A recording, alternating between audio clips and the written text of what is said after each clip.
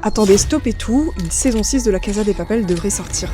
Et ouais, c'est pas une blague, hier avait lieu l'avant-première / tapis rouge de Berlin saison 2 à Séville, et qui sort le 15 mai prochain, et là, à la fin de la soirée, feu d'artifice, grand spectacle, et c'est à ce moment-là qu'ils ont lâché l'annonce. Et oui, la Casa de Papel va bien continuer les gars. Netflix a d'ailleurs mis un post sur leurs réseaux sociaux pour annoncer la suite. Et pour ceux qui se demanderaient pourquoi Alvaro Morte alias le professeur était présent à l'avant-première de Berlin, si vous ne le saviez pas, il fera une apparition dans Berlin saison 2, un peu comme un flashback selon moi. Maintenant, soyons clairs, est-ce qu'il y aurait vraiment une saison 6 de la Casa de Papel? Bah pour moi c'est impossible. La saison 5 s'est terminée sur le monde entier qui pensait que l'équipe était morte, et chacun s'est évadé de son côté. Il y a aucun point de départ logique, donc c'est quoi la suite? J'ai donc deux théories pour l'instant sur cette suite. La première, c'est tout simplement un spin-off sur Sergio. C'est vrai que toutes les affiches qui viennent de sortir ou les posts le mettent en avant, et ils ont tous annoncé sur leur post que Séville a toujours fait partie d'un plan qui est plus grand. Puisque oui, Séville est au cœur de la saison 2 de Berlin, et si justement après avoir loupé le cast lors de cette saison 2 de Berlin à Séville, il décidait un peu de tout recommencer, avec une nouvelle équipe et surtout son frère à ses côtés, donc le professeur, pour recommencer le cast en beaucoup plus grand. Et comme Berlin ça se déroule avant la série originale La Casa de Papel, le timing il est parfait. Et franchement un nouveau cast avec les deux frères, moi je ne dis pas non. La deuxième théorie, et qui a l'air de se concrétiser un peu plus, c'est celle d'un spin-off sur le colonel Tamayo. Puisque dans le teaser qui vient de sortir, on a un vrai focus sur les lingots d'or qui sont toujours introuvables, et si on suivait tout simplement le côté policier à la recherche de ces lingots. La traque de l'or, une nouvelle enquête, ça pourrait être pas mal. En tout cas, sache que si tu me suis depuis mes vidéos La Casa de Papel à l'ancienne, il y a quelques années maintenant, déjà je te remercie, parce que là c'est vraiment un retour aux sources pour moi, et franchement ça fait juste trop plaisir parce que cette série, elle fait clairement partie de moi. En tout cas, dis-moi ta théorie dans les commentaires, et on en reparle très très vite parce que la Resistencia ne meurt jamais.